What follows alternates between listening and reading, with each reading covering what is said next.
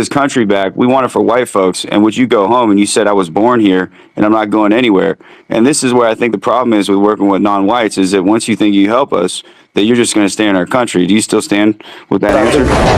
So should police start racially profiling white men driving alone near wooded areas? Mass shooters are white men, okay? Should we start treating every young white man with an AR-15 shirt as a domestic terror suspect? Of course not. We would not dare do that because that would be unfair and unconstitutional. Yet, when it comes to black men, people like Tate want to suspend fairness and constitutional rights in the name of pattern recognition. And that's not logic, that's learned bias, okay? Now, the last thing these cats said, Tate and the Hodges, they claim that black people keep racism alive. That's not the truth. That's propaganda. Black people didn't invent racism. We've been responding to it for 400 years. Every civil rights advancement in this country, from Reconstruction to Voting Rights Act of 1965 to the police reform movements, happened because black Americans refused to stay silent about racism. Okay? If calling out injustice keeps racism alive, then staying silent would mean letting it thrive. That's not activism, that's surrender. And we ain't no punks. So here's the bottom line. Andrew Tate is not a philosopher, he's not a thinker. He's a marketer who packages ignorance with bravado and sells it to confuse young men and people who are stupid enough to make the mistake of confusing arrogance for intelligence. And the Hodge Twins, they're not thought leaders. They're clowns in conservative blackface, parroting white supremacist talking points to stay relevant on YouTube. These aren't patriots, they're performers. And as I said earlier, coons and opportunists and sycophants are always the first ones to go because the people using them don't respect them. They use them to normalize racism and then they toss them aside when the show's over. Okay? So the lesson that we can take from this clip is don't let entertainers define your reality. Don't let cynics define your people. Racism didn't end because someone got rich on YouTube. It ends when we own enough politically, economically, and culturally that no one can afford to disrespect us. That's what Dennis Spurling's podcast is about. Not emotional arguments, but about truth, history, and power. Now, the truth is, regarding Andrew Tate, and I hinted at this earlier, I want to talk about this. You heard Andrew Tate say it himself. It's time to address the truth, okay? I want all the immigrants to step to the front of the room. The Jamaicans, the Haitians, the Trinidadians. I want the Ghanaians, the Nigerians. I want all you black immigrants to come on to the front of the room. I know you're out there, okay? Okay? Because just like Andrew Tate, you all, shout out to Derek J, you all talk as though you've earned the right to critique Black America, specifically foundational Black Americans. But when we peel back the layers, the foundation of Andrew Tate's perspective collapses. Let's start with his own admission. He says his auntie talks white until she's angry and then she turns Jamaican. Now, that tells us everything we need to know. His father, Emory Andrew Tate Jr., was born in Chicago, Illinois, right? According to him. But the question is, was he foundational Black American? Or was he a child of Jamaican immigrants? His mother is a white woman from the UK, and that makes Andrew Tate possibly a biracial, first-generation immigrant on both sides. So he's getting anti-Black, anti-foundational Black bigotry from both sides. He's a British Jamaican, right? According to him, if his auntie is Black and Jamaican, he's only got one Black parent. Who's the auntie? Who's the auntie related to? Nevertheless, that's not Black American lineage. That's not the bloodline of the people who built this country, who endured slavery, Jim Crow, and systematic racism on American soil. Andrew Tate, look, this is where we draw the line, okay? Based on Andrew Tate's own statement, in family history, he does not come from the lineage of American slaves. He's not a descendant of the Africans who survived the Middle Passage, built the wealth of this nation, the United States, for free, and fought in every American war and still managed to create the cultural and political and intellectual backbone in this country. When he speaks about black fatigue or says Americans haven't been anywhere, he's exposing himself as an outsider, an arrogant outsider at that. He's not talking from experience, he's talking at us, not from us. And that is the problem. See, this is the same animosity that people like Tariq Nasheed have accurately identified among tethers, immigrants and their descendants who come to America and look down on foundational black Americans. They often echo these anti-foundational black American stereotypes that white supremacy has been pushing for centuries. Tate embodies that energy. He benefits from the proximity to blackness when it's convenient, but uses the same blackness to gain credibility while attacking the very people whose struggle made his opportunities possible. Andrew Tate's worldwide view is shaped by Europe and Dubai, not Detroit and DC. Okay? It's not Jackson and Gainesville. Okay? He grew up in the UK. He said he's lived there since he was 8. He's lived in Eastern Europe. He built a lifestyle in the Middle East. All environments where racial dynamics differ completely from America. When he claims that America is the least racist country in the world, he's not speaking from experience as a black man navigating the historical and systematic racism in the United States. He's parroting the same white conservative talking points designed to silence conversations about inequality. And it's easy for him to say that he's not a descendant of the African American chattel slavery system. He doesn't carry the generational trauma or the cultural memory. He didn't inherit the burdens or the brilliance of being FBA. But let's call it what it is. Andrew Tate is not a black conservative. He's an opportunist who uses race when it benefits him and discards it when it does. And that's what he said out of his own mouth. And that's the hallmark of a coon, a sellout, or what Malcolm X would call a house Negro. Tate doesn't defend conservative values, okay? Because he believes in order or discipline. He does it because it gives him access to money, to influence, and to white validation. You see yourself to be African American? Well, there's times. I'm like the day walker. I swap in and out. It depends. Right, yeah, you know? Yeah. You know, like I had an auntie. She's black and she talks like a white woman until she gets mad. Then she's Jamaican. Yeah. You ever had one of them? Yeah. That's like me. Yeah. Depends what mood I'm in. Yeah. It's delination, not just from an economic standpoint, but we also have an identity too, a cultural identity. And I'll tell you guys this too. As someone who's a first-generation American, my family's from Sudan, etc., I should not be saying this stuff, but I'm going to be honest. A lot of these guys that come from the third world, to include my old homeland, come here and scam. And the reality is, if we want America to stay America, we got to keep it majority white. We got to keep it the way it was founded. But there was a time where Myron, who was trying to defend white races, got into a battle with a guy, basically calling him a saying N-word. But you're sitting behind a man on a couch, can't even stand behind what the you're saying. You got the nerve to talk to me when I got my real name out there, my real face out there. I'm live every day talking about actually contributing to the fight, and you got the gall to sit there and call me a saying you piece of. I hope you wake up and have the replay, and I hope I come on a space like a see dumb and actually talk to you. This is the problem that we have in these spaces. We got these stupid, autistic that will sit there and say, well, you're not white, so you can't talk about this, or you're...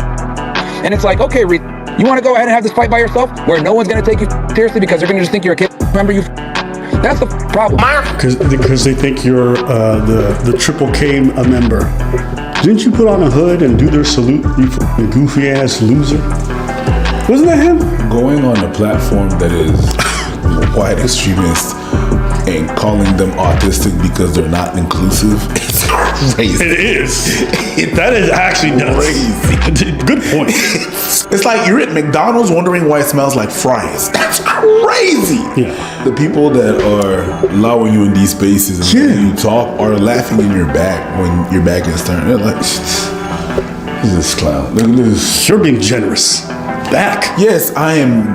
They're back. They literally looked him in the eye and says, at the end of the day, you're still an N-word. You're a dirty... One person said that. No. Yeah. There was a whole spaces where they were saying that about him. Some of them challenged him into fight, saying, listen, we don't want you here. Myron, you were in my space the other day, and I said, you're doing a great job calling these Jews, but, if we take this country back, we want it for white folks, and would you go home? And you said, I was born here, and I'm not going anywhere. And this is where I think the problem is with working with non-whites, is that once you think you help us, that you're just going to stay in our country. Why do you Browns think you could stay in my country? Hell, Nick Fuentes, who he's very good friends with, his politics are that whites should be the majority people in power. Yeah. It is really this simple. We need white men in charge of everything again. That's it. Hey, help us now, but pack your bags and go back to Sudan, you dirty. It's like the house ninja that thinks he's gonna get a position by staying in the house. It's like, no, they don't like you either. Yeah. And what's also funny? I'm one of the biggest advocates for white people being able to practice and say white power, be able to maintain their relationship with white women, etc. I'm actually one of the biggest proponents of white people being able to say, hey, I want to keep my race white. I actually respect that, and I fight for their ability to say that. Then you get guys like this guy that come in and try to one of their biggest advocates that has a platform that's of the other color saying this stupid. Idiots like you make me realize, damn, I shouldn't even be defending this. That's crazy. Okay. We just gotta appreciate this. How like buck broken these guys are. Okay, but you understand, definitionally speaking, that means that they want to exterminate you or they want you out of their fucking country. I'm not gonna sit here and then do some kind of movement that's anti-Ethiopian and then be surprised when people with foreheads like mine get exterminated. You're easy to spot. You made it clear what it's about. Shit, my shit's kind of shiny today, too. It's always shiny. No, I put coconut oil today. No, but usually you sweat a lot. Touche. But I mean, it was summer and now it's fall, so I still sweat. It don't matter what season it is. This is where the Hodge Twins get their Negro wake-up call. So the Hodge Twins go on to Twitter, and then they put this message. Hey, Arval, I know your community is whites only, but could you make exceptions for us two Negroes? We're not even full sub-Saharan. We are over 40% white. And Arval says this. God bless the Hodge Twins. But no. Yeah, what do you thought was about to happen? You black too. What you thought? That it was... I don't even know how I got to explain this to people. Yo, you black. It do be like that, Mr. Stancil. It do be like that, Mr. Stancil. It do be like that, Mr. Stancil. Perpetual loop of racism. It do be like that, Mr. Stancil. It do be like that, Mr. Stancil. Oh, you racist lion. Oh, she's black. This is kind of awkward. Brittany Venti. Brittany. I'm not gonna call you out of your name, nor diminish your blackness. You've already had enough of that, and to be honest with you, it's not right. It's not right at all. But I'm still gonna cook you. I'm also gonna use a single source to prove you are insanely prejudiced against your own people. And that source is you. So buckle up. First, for those of you who, like me, haven't heard of her before Halloween, this is Brittany Venti. She's a 28-year-old former actress who turned YouTuber and comedian. Is that her?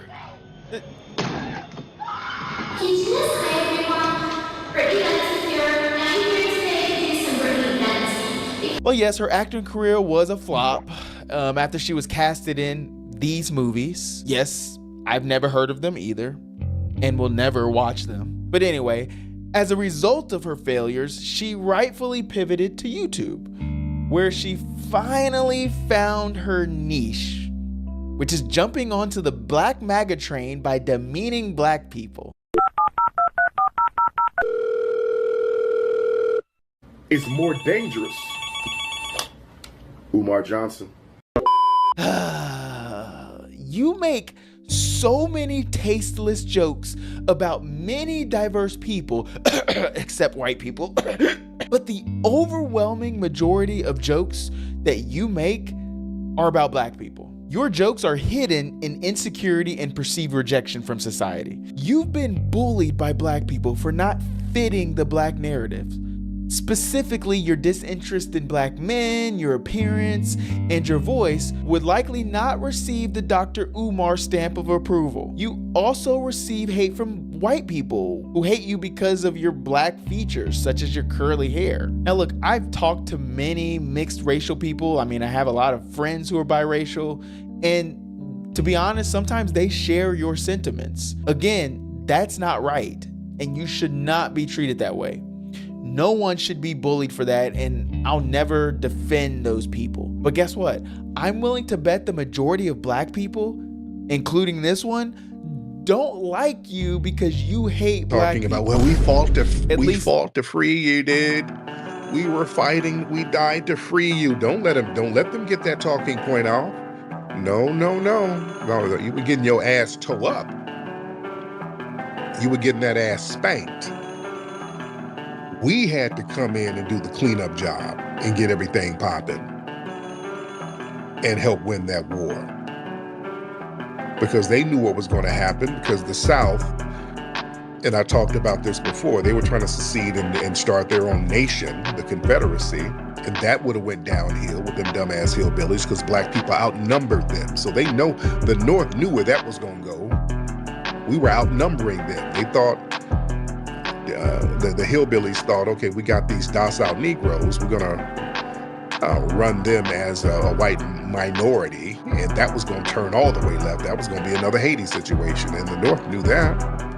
That's why they didn't want the Union to split up, because they knew if we took over the South, which was gonna happen, by the way, if they seceded, if they had to form the Confederacy, and we already outnumbered them in many places, and there were already rebellions brewing, even with the Denmark-Vesey rebellion. They had like 10,000 people ready to turn up in South Carolina. The only reason that stopped it, a Sambo found out and told. Yeah, some Sambos found out and told, but yes, we were organizing like that. You gotta understand history. And even after the Civil War, a lot of black veterans became political leaders, community organizers. They were the backbone of Reconstruction politics. The war heroes like Robert Small, Blanche K. Bruce, a lot of people became senators, politicians. So black veterans, they were really the first political class of the black community. They were pioneers in voting rights, economic progress, and civil society. We can't forget about black veterans like the Buffalo Soldiers. Many of them were former Seminoles. Can I say former? But many of them were actually Seminoles, were black Seminoles. The Buffalo Soldiers, they protected the western frontier. They built a lot of the U.S. infrastructure in the West, and many of the national parks and things like that. You know? They were the most elite troops in the West. They built roads, they built the telegraph lines, the forts that protected off those national parks. They fought off raids. Yeah. And they served longer with lower desertion rates than the white soldiers. White people would desert the army. They would desert it. They would just bounce. This did. And they'll just bounce. A lot of white people were deserters. But black people, they stood on business. You feel like you need to stay amongst us. This is one of the reasons why when so many blacks get their Negro wake-up call, they get cut off and never able to return. Where, you see people in the black community, we're much more forgiving. It's because that we're not their people. That's why, for the most part. But hey, Myron, you're helping us. But you know what? Once we're done with using you for what we can get you for, we don't want you around us either. And this is what a lot of these guys find out the hard way, the long and hard way, that these people don't really mess with you like that, although you feel that they do. Bro, look, man, I know you're trying to get a clippable moment here for your No, it's the truth, man. This is the issue with whites working with non-whites. We're over here talking about a problem, then you bring it right back into, this whole white thing. Like, dude, shut the This up. whole white thing is what built this country, Myron. Shut the up, dude. Hey, you Hey, listen, guys. I am in Florida. I'm in Florida, and I will knock you out on camera. All right, we're not. Oh, wait a minute. Come on, Myron, you always telling everybody to pull up, man. The white, Mr. White Zaddy was like, listen, man, I'm in Florida. I will knock you out on camera. Who you think you're talking to? Now, to be fair, this guy, HT the Giga, they're talking about censorship on platforms and things like that. They're not having a racial discussion, but the guy is trying to make it a racial discussion, which is not really the topic of the discussion, which is why Myron is pissed. But hey, let's go about it. Okay, I'm not going to have violence in the space. It's not even my space. I think Ian's having issues. So look, I'm not going to allow that in Ian's space. It's mutual combat. I understand, but like, listen, people are listening. There is no mutual combat. I don't even want to deal with you, bro. Like, well then why are you in? Why do you think you could stay in my country? Why? He said, why do you feel like you can stay in my country? See, it's one thing to know that you're not welcome and stay away and try to develop with your own people, which is what your boy Oshay Duke Jackson does, right? I could probably have a bigger platform if I were to appeal to everybody, but I don't want everybody because I've seen so many experiences in my life. And trust me, yes, not everybody is racist and all that, but you're gonna get the most by dealing with your own people, okay? Whenever you're trying to go out there and get that acceptance from everybody, it never works, right? And you're gonna somehow come across this guy. Look, no, it's the truth. This you didn't build this country, Myron. You're not from here. You're not from this country. Why do you think you can stay? Anyway, no, it's a point, Myron. Answer. Well, actually, here's a better point. I'm gonna listen. Here's actually a good. We've been talking about an alliance all night tonight. What's the priority? Do we fight Jews? Do we put white people first? What do we do? Listen, free speech on Twitter is an alliance-worthy fight, right? Like where we can all come together around the principle of free speech. It doesn't matter if you're black, brown, white, American, African, Muslim, Christian. It doesn't matter. All right. So this is actually a case where everybody should be united around free speech and fight for everybody's free speech. Okay. But the guy doesn't want that. That's the whole point. He doesn't care about that. All right. He's saying, hey, and don't quote me on this, but maybe the guy HT the Giga is saying, listen, I don't even mind you, doing that. Free speech should be great because, the guy, I think he's been kicked off of Twitter for a long time or many times. But once you get through helping us, you need to go your own way, away from where we are. We want to be separate from you. You're a non-white. We don't want you around. Okay? And to be honest, you guys know how I really feel about this. I live in Africa, so that should let you know how I feel. I actually don't have a problem with people who say things like that. Now, I got a problem when they start getting, calling people out your name. But if you want to stay separate from other people, it's okay. And we should also know that people are going to prefer their groups over you, technically, which is something that a lot of blacks have a problem with. And we're still looking for people to like us. But this is how many people feel of all nationalities about their group. But especially whites.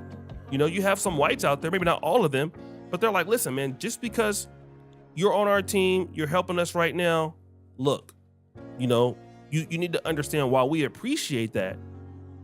You guys need to go back to where you're from, and we want to stay over here where we're at.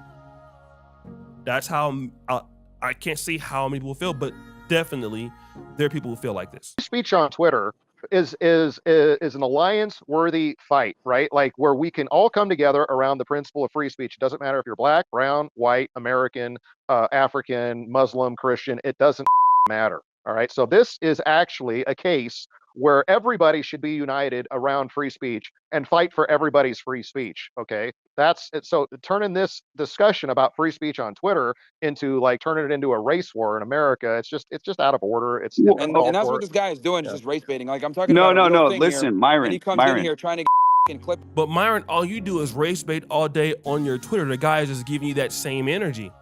You do it to everybody. Blacks, you do it to Jews, you do it to other groups, gays, whoever else you can talk about. Hey, nobody's asking you to go off on people. You just do it randomly. So what the guy is doing what you do to other people randomly, and you don't like it. But this is what you do every day on Twitter.